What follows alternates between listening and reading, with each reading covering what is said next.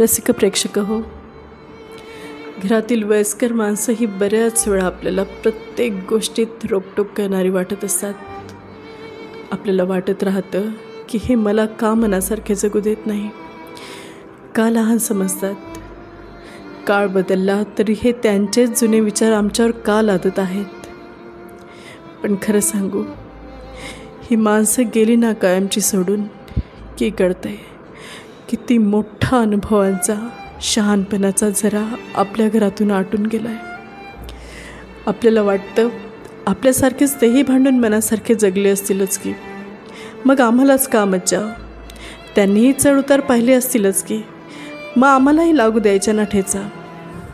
पण खरं सांगू, त्या लोकांनी आयुष्यात आलेल्या बऱ्याच चांगल्या वाईट लोकांचे स्वभाव, परिस्थितीनुसार बदलणारे जग, जीवनातील संघर्ष, हे सगळं पाहून, सहन करून आणि त्यातून शिकून त्या अनुभवांचे भले मोठे गाठोडे बांधून ते आपल्यासमोर बसलेले असतात. आणि त्यांनी भोगली ती वाईट परिस्थिती, प्रतिकूल समाज, बेरकी माणसं आपल्या वाटेला येऊ नये म्हणून ते जीव तोडून आपल्याला सल्ला देत असतात. पण आपण काय करतो? उद्दामपणे त्यांचे सल्ले धुडकावून लावतो आणि परत ठेचा खात आयुष्य रडत पडत जगत बसतो. चांगले सल्ले देणारी वडीलधारी माणसं ही फक्त माणसं नसतात, ती डेरेदार वटवृक्ष असतात. जीवनात उभी राहून आपल्याला थंडगार सावली देण्याचा प्रयत्न करतात.